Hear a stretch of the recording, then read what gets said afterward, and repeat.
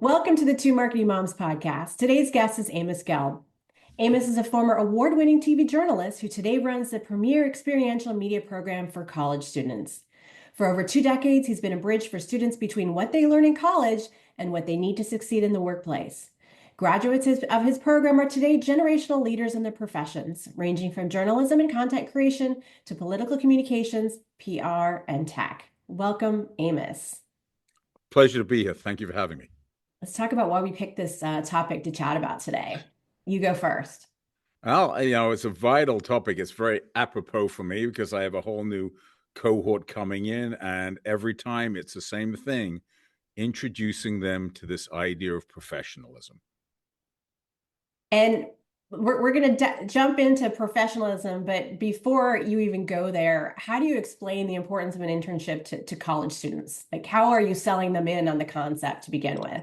Well, basically, they face three problems. Right? The first problem is that while they learn all kinds of stuff at school, they really don't know what media is about, whether it's PR or journalism. What happens in the real world, as you know, doesn't relate to what they're learning. So how do we bridge that? The second thing is that it's that old trope, right? You can't get a job without experience, and you can't get experience without the job. And so what I describe it is we're the escalator. We put them on the escalator going ahead. So many of these kids come in without internships or they've done some kind of remote thing, right? And Yeah. then the third one is that they basically have to learn a whole new set of mores, and what the media really is or how they have to behave is unlike anything they've been prepared for. Can't blame colleges. That's not really what they're designed to do. But so this is why your internship. You got to be able to make the leap. You've got to, you're going to want to get a job. And basically, you need the skills, which we're going to be talking about, to do that they don't have. I'm going to push it a little bit further, and I'm going to say that ultimately these are real world experiences, obviously, which is a huge benefit to getting a full-time job. But I want to say flat out at the beginning, the reason why you want these internships is for the positive referral. So that means that the experience that they have and the experience they project, this professionalism topic is really important today because that referral is the key to getting a full-time job. And that referral is really the beginning of networking, right? And the whole Absolutely. idea that every contact that you make is a network, and that old adage of it's not what you know, it's who you know, and that's the truth be told about getting jobs in the future, don't you think? I, absolutely. And in the process of it, it's also getting to know who the hell they are as people, as adults. So, but yes, if you got to get, as I say, you got to get on the escalator. You got to have that person who's going to vouch for you. And how many jobs have you seen hired recently that didn't come because basically somebody knew somebody at some point along the way? It's, to be honest with you, it's very rare that I'll just grab a blind resume. Yeah. It's usually some sort of referral. Or if I get, 50, 60, 75 resumes in, you spend an average of 6 seconds, maybe 6 to 8 seconds, I think is the number, looking at the resume. Referrals are extremely important. I don't know any job recently that I can, at any level, I can tell you right now, that is a cold hire. Yeah. Yeah. Well, we're going to talk about resumes another time. Indeed. But today we're going to talk about professionalism. So, how would you define professionalism? Yeah, it covers a whole bunch of things. It's the hard skills and the soft skills, right? And I know, and basically it covers how you do what you're able to do, and that sort of sums up everything. So, doesn't matter how skilled you are at doing something, if you don't have the ability to communicate, work, and behave professionally, your skills come to nothing. So you have to have both. We talked a little bit about in a previous call expectations. So professionalism is a lot about expectations from my perspective as a hiring manager or someone who's going to hire an intern. I have various expectations. So let's talk about first, like, what are the key elements of professionalism in the marketplace? Well, can we start somewhere first, right? Which is what I want to start with is what the kids, forgive me, what these young students understand it to be. And the problem is, is that we're at two different parts of the world. You're hiring them and running them as the employer. I'm the one on the other side who sees them come in and got to get them to a point where they're going to be useful and functional and ability to actually deliver something to you. There's some advantage to what they're doing for them to be able to get the experience. Yeah. So, but I would start with the point is, what do they understand? What are their expectations? And that's the key problem, is that for them, especially in this post-COVID generation, what they understand to be acceptable behavior just has no relationship to what happens in the real world today. Is it worth exploring what those things are? What are you hearing from the students, and where is this coming from? Is this perceptions? Are they not taught any of these things? That they're not taught any of these things. It starts with accountability. Yeah. There's so little accountability now in education at any level. The kids aren't, there's nothing to hold them to perform. The way the grading systems work, it's mediocrity Depends on the is school. Depends on the school. And absolutely depends on the school, but increasingly a lot of the students are heading for the safe B, right? And to get by, they don't want to hurt themselves by risking, so they're risk averse. I would say part of it is that from a personal perspective, they've been it's been reaffirmed, and this is everywhere, that they're not ready for disappointment. That disappointment isn't something they should have to suffer, and if they do, it often and I don't want to cheapen it, but it comes into issues of mental health and other issues which cheapens really significant mental health issues. But so they're not used to disappointment. The idea is that the employer is meant to meet them where they are, and Mhm. their interests and their feelings and their sense of engagement, accomplishment matter, right? Which, frankly, in most workplaces, they don't. And so there's this whole focus on the me of this, Yeah. which now again, I want to be very clear. This is not to say that students today have a chronic flaw, that this is something that they're incapable of overcoming, that they're a lost cause. Completely the opposite. The way I equate it today is that it's the person going into the gym for the first time.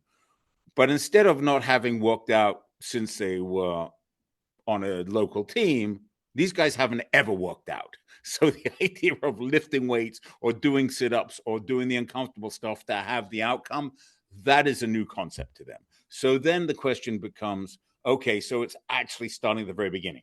What is professionalism? And rather than asking what I think it is, I'd actually ask, you're the one that I've got to get them ready for. So Yeah. how do you define it? Well, I want to talk a little bit about, I mean, professionalism is a whole range of things that we're going to talk about in terms of hard and soft skills, in terms of getting people ready to work in a professional environment. So I think let's talk about expectations. And Okay. for me, for someone who hires interns, my basic expectations for an intern are someone who's punctual, they're on time, they show respect for other people's time. They're reliable, accountable, and trustworthy. All those things go hand in hand. You demonstrate that you're accountable by delivering what you have committed to, which builds trust, right, in the relationship. And emotional intelligence, which is a big topic that we talk a lot about in terms of, can you manage your own emotions? Do you have basic social skills? Do you show empathy? Do you have motivation? But most importantly, and you and I talked about this, is communication skills. How you present yourself verbally and in writing. How you present yourself means a lot of things, dressing, how you dress, maintaining good hygiene, which contributes to a professional image. And I'm going to give you some examples that may sound silly, but there are some things that maybe have not been really spelled out, right? So I don't expect an intern to wear a t-shirt, a hoodie, a baseball cap, flip-flops, sandals to work. That's a red flag. To me, that shows disrespect. Um, wear deodorant. That's a basic one, but it's had to be a conversation in the past. It really has. Yep. Yep. That also applies if you're working online. You and I chatted about this the other day. Your backdrop. If I don't want to see your unmade bed behind you, I want to make sure that what you're wearing from the top up also matters. I don't want you having your baseball cap on and lounging on the couch. You're still at a job, right? Regardless of how and where you're showing up to that job. So those are some basic expectations. And I want to talk a little bit about kind of like expand on this about acceptable and unacceptable behaviors. So those are expectations. Can we talk a little bit about like what your list of unacceptable behaviors are outside of what we've already talked about? Okay, so my unacceptable behaviors start with, as you say, punctuality, right? It's the simplest things. Punctuality. Um, I put a lot of it under respect, Yes. right? So it can be a respect for a person, a respect for a place. The thing that you talk about of dress and attire. I have a rule when we go to the White House or the Pentagon or the Capitol. Doesn't matter who's in power. It has nothing to do with power. These are places. These are the temples of the United States, right? And Yes. they should be respected. You have no idea that even though I say come properly dressed, men don't wear sneakers, and they come in sneakers and they say, well, that's all I got. And I'm like, you don't get to do that, right? That's the point that I say is this idea of um, you're not good enough. You're not too good for anything. It's this line of Yes. you say yes until you've earned the right to say no, and none of them will have earned the right to say no to anything in the program, right? Yes. Um, so, and then there's personal space, right? That your boss, your superior, whoever they are, even if they're just one step ahead of you, you need to respect their personal space, be it physically or online. Right. So you're not going to be chummy. One of the things, an example is when people ask to be LinkedIn friends accepted within a week of starting someplace. It's like when I see that, even as a student, I'm like, no, we're not doing that. Right. So a lot of that, those are key. Right. And as you say, just the presentation. I say it's all about first impressions.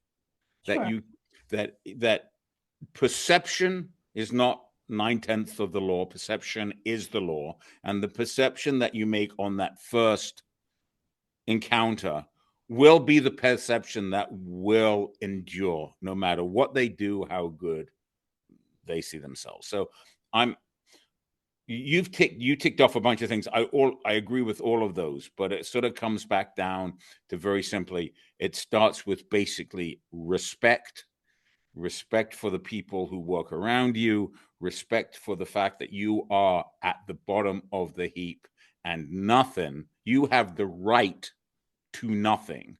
So expect nothing and you're not going to be disappointed. Expect something more, you can disappoint others. That's absolutely true. And I wanted to mention a couple of actual intern quotes of things that interns have said to me and in the past. And one was, I'm not interested in doing that. Oh God, oh God, oh God, I Another hate it. one was, that is beneath me. And That's and so you have to start somewhere. And so that to me falls in the bad negative attitude category. And so you're not going to go very far if that's your attitude walking into an internship. There's this quote that I love by Herb Keller. It says, "You don't hire for skills, you hire for attitude. You can always teach skills." So to me, that's something when someone comes in with a really positive attitude and they're curious and then they're enthusiastic, I can teach them anything I want in an internship, right? And we're going to roll into hard skills and soft skills in a minute. But the attitude is really important. right. And the idea also, what I say to the folks is that, it's they're here. I have them for 16 weeks, right? Yeah. And and what I say to them is 16 weeks is no time at all.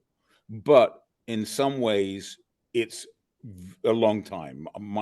What I urge all the students to do is to do something they've never done before, which Yeah.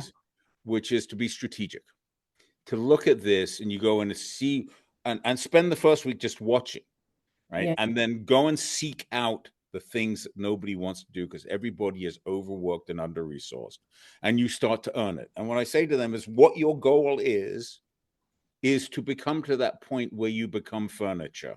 And that's my line. And they all look at me like, what do I mean? And what I say is, when you go into a room, you sit down, you don't think about the furniture. The chair's going to hold your weight, it's going to do its job. That's what you want to become. You don't want to become the intern who is the high maintenance that you take people's time. You want to be that person who's just always there. As I say, you want to stop being the intern and start and become, hey, where's Jane or where's John? Right? Where is the by name? You want to, I know an internship's been successful if I get calls saying, when's my next?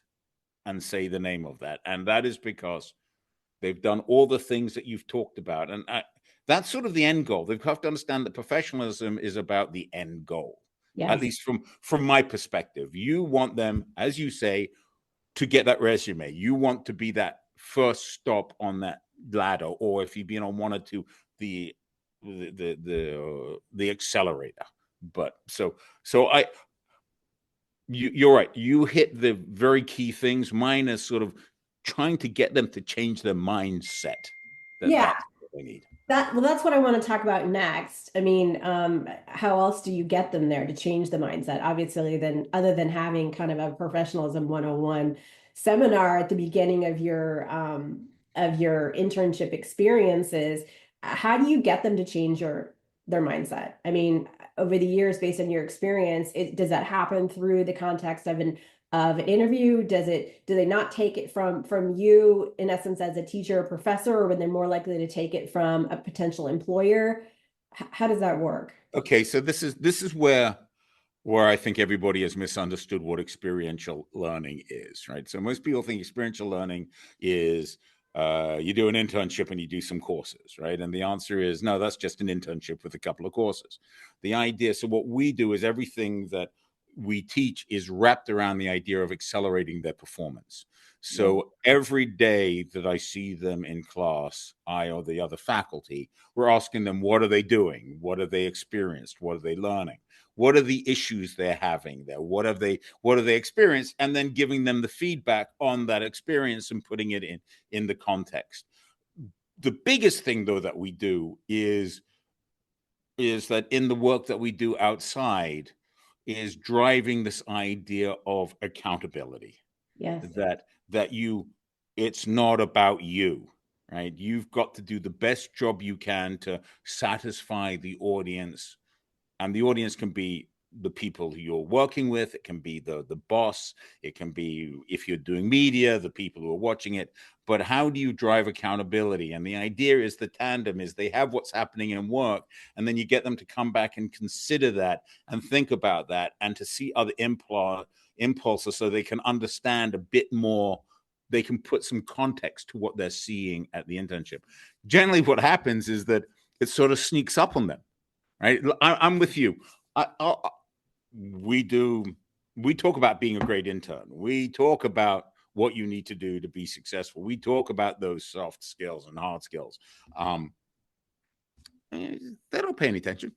It doesn't mean anything until they're in the workplace, and then you can come back and you Yeah. reinforce them, and time again. So it's the balance. From my perspective, it's, I'm always pushing them, I'm always urging them, I'm trying to get them to take more responsibilities across the board, but also to risk, right? To be able to contribute, to try things, to grow, right? To And try for that. that's your experiential point. So you can teach them all you want, but they're not going to really learn it until they experience it, what it's really like in a live environment, and they receive feedback, positive and negative, on their performance, right? The negative is the most important, because if they're only receiving positive feedback, they're not growing, they're Sure. not learning. And so it's a matter of trying to get them to understand that negative feedback is actually positive, because it's helping them grow, Yeah. right? There is, which is which happens to be one of the negative sides of our current grading system, because if you do badly, your GPA is gone and you're messed up. So there's no room to do badly. Yeah. Right. And so but we know in the workplace, half the time I look at when they started internships, I said, on the first day, you're a blithering idiot. Right? I don't care how smart you are. You can have a Nobel Prize for whatever. You're still a blithering idiot because you don't know the organization. So you got to, and you're going to make mistakes. Okay. That's fine. What we say to them is, if you make a mistake, it's, what did I do wrong? Well, first of all, I'm sorry. What did I do wrong? It will never happen again. And that's it. It never happens again. And then you move on.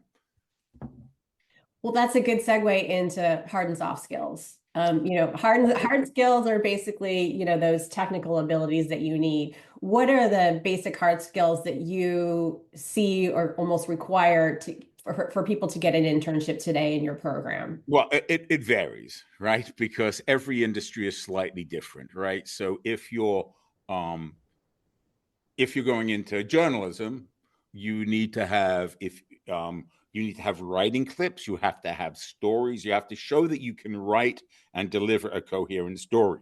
And now increasingly, you have to also be able to show that you can edit video. Yeah. Right. If you're going into production, you need to show a higher level of hard skills video, better editing, After Effects, and those skills. Preferably also audio. Yeah. Right? And understanding the difference between video and audio. Right. If you're going into PR, you need to have the skills to be able to do the Excels, do the kind of support you're going to be able to do. You need to be able to show that you can write that kind of thing. And you also need to have it's preferable if you have understanding of some kind of databases that work for where they are. Right. If you're going to Capitol Hill, if you want to do a press, you need to know your politics. Right. You need to know what the issues are. You're not going to know how it works because most of them haven't worked on the Hill, but you need, and that the hard skill there is you need that political bone. Right. Unless you're a student government or somebody who only thinks about politics all day. In that case, that to me is the hard skill you need for me to go, we're going to get you a place on the Hill. So it varies, right? Now, there are some across the board. People should know social media. Any of this generation has to, as a basis, understand how these, but they all do, right? Sure. Right. They should all understand photography, but they all understand photography because they've all taken pictures and posted them, right? Sure. These are passive knowledge, passive hard skills, which part of what our program is. We describe it as turning passive to active knowledge, so that they don't go when somebody says, "Oh, we don't have anybody to take a picture. Can you just come and take some photos here?" We need them to go, "Yeah." Now, increasingly, we need them to also know some AI. Sure. Familiarity with AI, and a separator is a touch of coding. Yeah. So Yeah. those are, but as I say, it varies depending where they're going. There's a couple of things that we talked about earlier. One was you talked about how everything is a tool and the Batman's Oh, utility. yes. Can you explain that? Sure. So the idea is you just asked what the hard skills are for each of those professions. And what we say to them is, but you want to have all of them. Well, our ethos here is expert in one, professional in all. So that if you're going to go into PR, you better be able to edit the video. If you're going to be a video content creator, you better be able to write the press release, right? So the idea is that you can do it all. My favorite story here is of one student who hated production. She was PR, hated production. And she did and one of the things we do is we do a lighting workshop, basic lighting, 3-point lighting. If you don't know what it is, it's very simple the simplest way to do a lighting setup. She was working at her internship had turned into a job, and she was working there, and she was asked to come on the shoot for one of the clients, and the cameraman, who I actually knew, who was not very good, couldn't make it look right. It looked awful. And she said, and everybody was losing their minds. And she goes, well, why don't we just try simple 3-point lighting here and set up a light? And it looked great, right? This is a woman who never wanted to do production. After that, she was promoted and put in charge of all production for all of the clients because she had simply taken a workshop, new 3-point lighting. So the Batman's tool belt has a boomerang. This came from a former colleague of mine, as he pointed out. Batman has a utility belt, and there's a boomerang.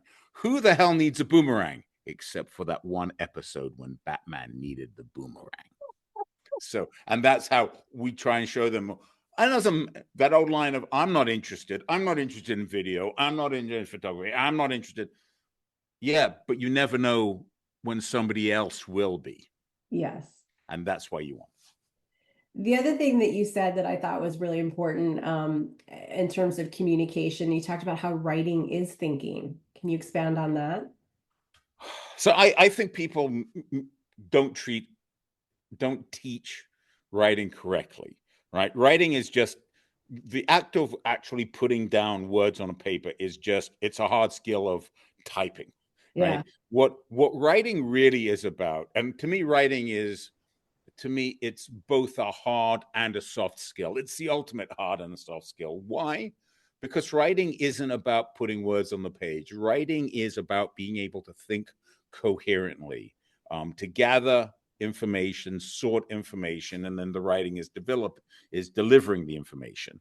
Right? That's we say that's what the program is. It's not about journalism. It's not about PR. It's about information gathering, sorting, and delivery of information. Writing is the exercise of, you cannot write well unless you can think clearly. Yeah. Otherwise, your writing is going to be crap. And so the idea for us is every type piece of writing that you do has to start with the thinking. What is the client? We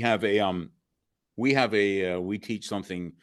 It's slightly different. It's the 3 W's, right? Who, what, why. Who is this thing for? What is it they need? And why do they need it? And if you think on that on anything that you write, that will define how you organize your thoughts. And then, as I say, then it's just a matter of hitting keys or using one of those old things, antique things called a pen, to actually put it down. I love that. Well, let's slide into soft skills, and we've talked about this a little bit already in terms of, what are those basic interpersonal abilities. But I think, Can I just say something about the soft skills? What I find most hilarious about what we're talking about is you and I have both experienced this. It's not that they're bad. They're not bad kids, right? They just don't know, right? They don't know deodorant. They don't know wearing a hoodie isn't appropriate. They don't know that communication with somebody in a hierarchy, you need to be clear. It's not about them. They don't know, right? I actually look, as I said, a lot of my graduates, recent ones, have gone on to do unbelievable stuff that have outshone my career, which was pretty good. I was happy. These kids are doing amazing things. It's not that they don't have the capabilities, right? It's that the ones who want to get in the gym and work, they are as talented and as motivated as you and I were, right? Every generation has them. That's not the point. I love it when I look on a resume, and this isn't a resume thing, but they have all these soft skills written down, and I'm like, prove I'm it. punctual. I'm like, well, they're going to know that on the first day, right? Yeah. I work hard. Well, that's going to be for them to decide. I get along with people. Well, you'll find out, won't you? And it's like, these words don't mean anything, and these kids have been told that they need to put them in because they were on some kind of template, but they don't really know what they mean. And here's how I know, because the kids who have done something, the kids who come in with that thing, they don't put that stuff down because they know it's silly. They don't need to say they're going to work hard. Their stuff shows it. Sorry. No. And a lot of this is the idea of showcasing your value. Instead of saying it, you're showcasing your value. So how do you showcase your value? The challenge, okay, so this is where my side of the picture comes in, is that basically the kids, that's in where we place the interns, right? Because a lot of it is so out of their control. If they come to an organization that may be, I've had internships which are regular places that are absolutely brilliant, but then they're in a lull and the student goes and they have an absolutely awful time because they're not having the opportunity previous people have had. So basically the opportunity, it's part of it's out of their hand. But then what is the opportunity once you get in there? It's what I say, being strategic. You prove it by going above and beyond. Yeah. You find, as I say, what they want to do within the first 2 weeks is find the stuff that nobody wants to do and is being neglected, and go do it. Right? It's that wonderful scene in have you seen the show, the movie The Intern? Yeah. With, right, when he goes, the old guy goes and he cleans the table up, right? That the Yeah. boss has been complaining. Boom, and that's it. Right? Cleans the table. Perfect example. I had student starting at she was meant to start on a Monday, and it was one of the last blizzards that came in. And it was a snow blizzard. I said, you call up and you find out whether you can go in on the Saturday, because other people aren't. They're going to take the excuse not to go in. If you go in, you're going to get an advantage and you're going to be seen. She had an amazing internship. By the time all the other interns had started, she had been there. The news director knew who she was. Everybody knew who she was. And she got to do things nobody else did because she had taken advantage of the opportunity that was there.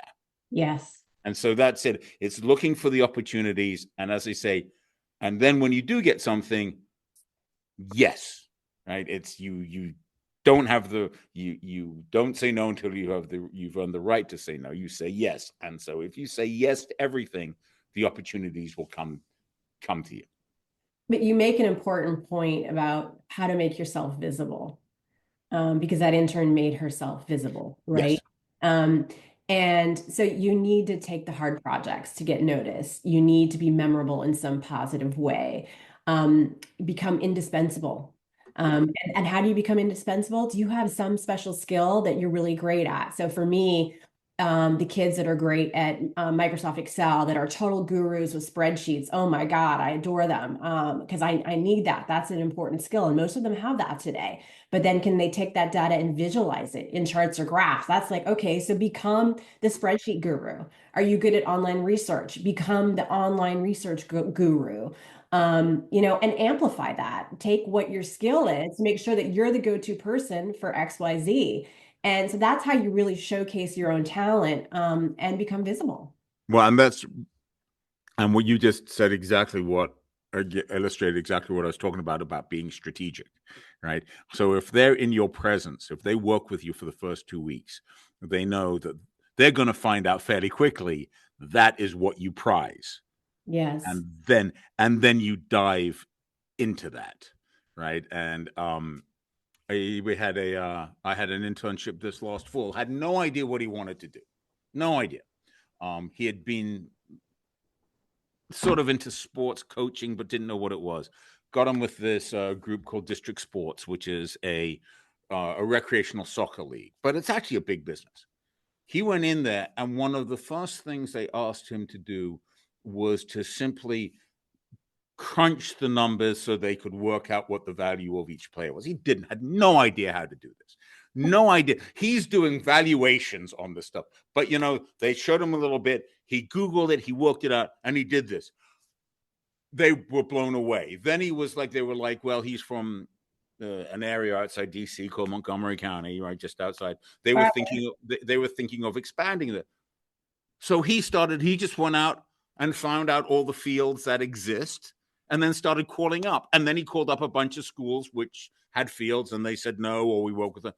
And he went, and so they just kept, and after that, they just kept giving him more and more opportunity because he had said yes, done it, delivered, and then kept finding out and stepping into the breach, as you said, because that's what they did. But what they needed of him, what isn't what you would need of somebody, or what somebody at a television network would need, or somebody who was doing an event planning internship, right? It's about, this is where the professionalism becomes, and that's, if they can learn that early, that saves them the rest of life. When you started in San Francisco, when you built up the bureau in San Francisco, didn't you do that?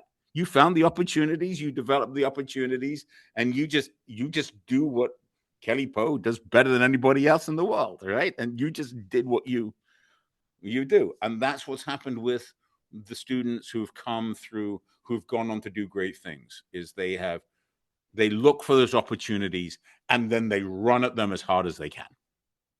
Maximizing that utility belt, right? Exactly. Because, Exactly. I've definitely had interns where they've come in and fallen into projects, just like you said, and then found their passion, that they were interested in something through the process of doing that. And so I think the one thing that's important is I can't even say it. Adaptability is, change is constant. So you might come into an internship and have a list of all your to-do lists of things that you're going to need to do, but a new client comes along, a new project comes along, a project gets pulled away. And so, things that you might have, projects you might be working on could be killed in an instant. And because priorities shift, right? And so, you have to be able to accept that. And because that's real life, that's real work, and accept that feedback and those unexpected challenges. And then one of the soft/hard skills, this is where they come together, is one of the things that we focus on. And so I say to the students, so who is your competition? And they cite some other student, or somebody said, no, your competition is the sixth grader who's coming up, who's learning all these new technologies, right? So you need to be able to adapt.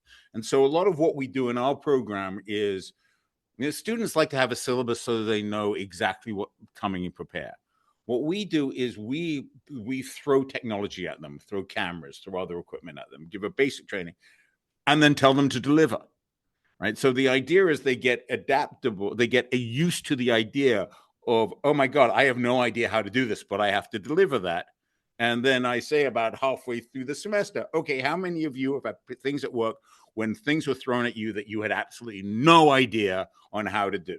Right. And this is the soft, hard skills. And all of them put up their hands. Right. And I said, and how did it go? And they're like, well, you did it to us first. Right. So Yeah. it's that adaptability combined. So that's the adaptability, which is the soft skill, with the hard skill of the ability to embrace a technology or something they don't know how to use, and work out, embrace it, and solve the problem.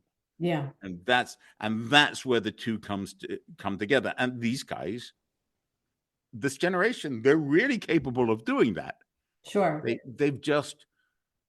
They haven't, it's not in curriculum. It's not what schools do. It's not what they've seen anywhere else along. I mean, so look, imagine, remember when Facebook first began, or we started doing social media and they came up and it's like, what is this strange thing?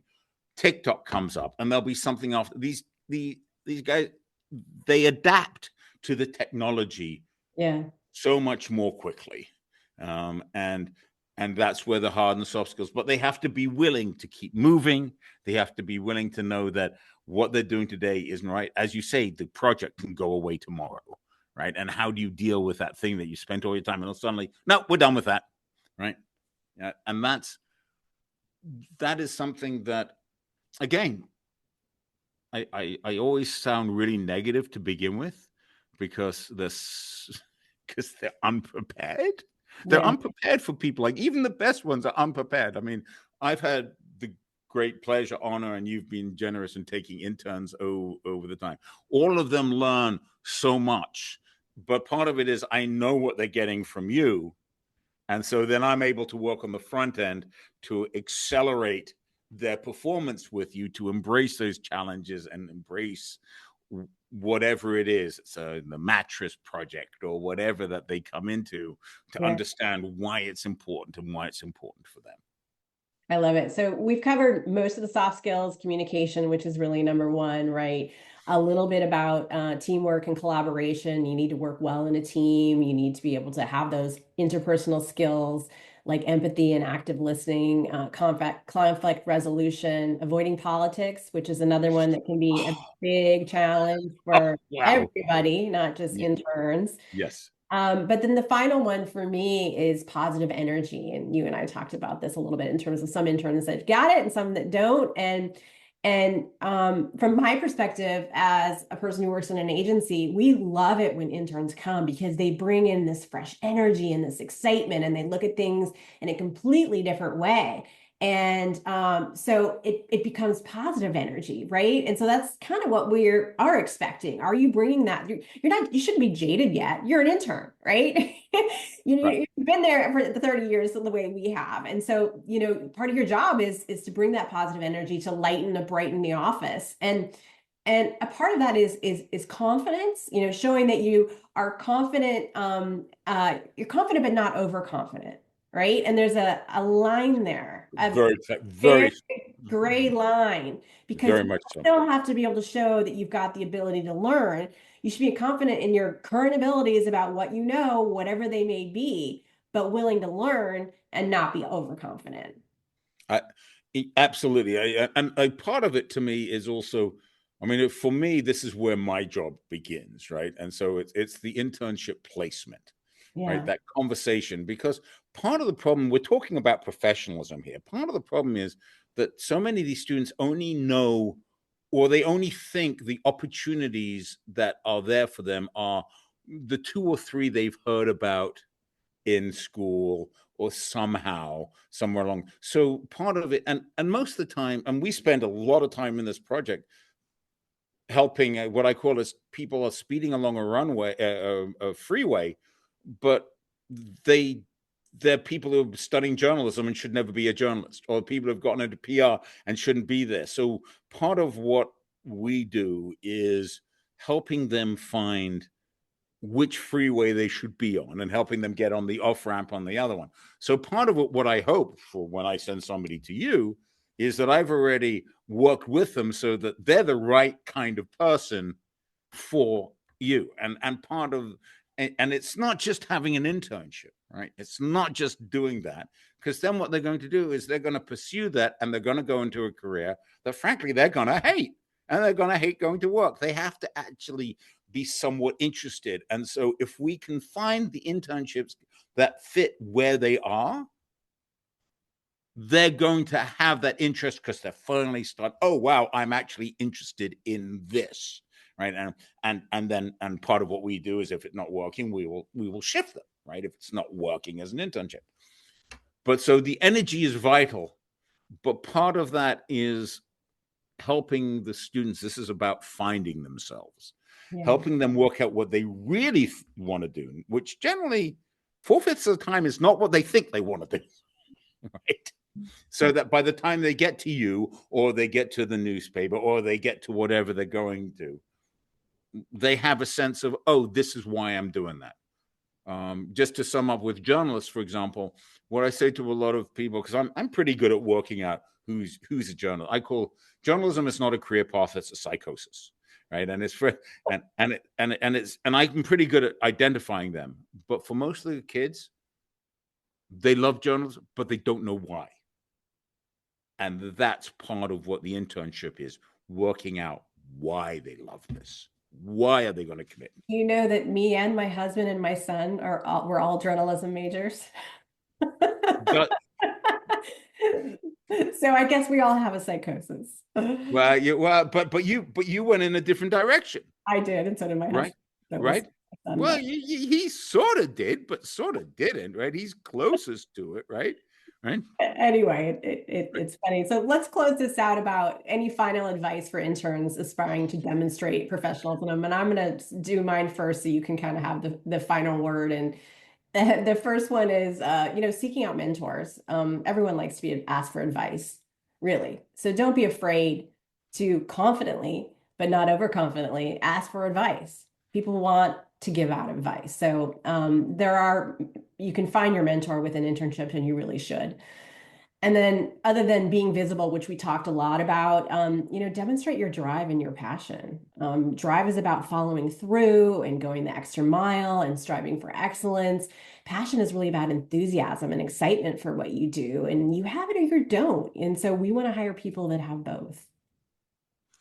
So there's a wonderful line that I always say is that if you want a job, ask for advice, and if you want advice, ask for a job, right? And so to me, the biggest thing that I say about about the professionalism and the hard and the soft skills is it's about expectations, and it's their expectations of how the world is or should respond to them.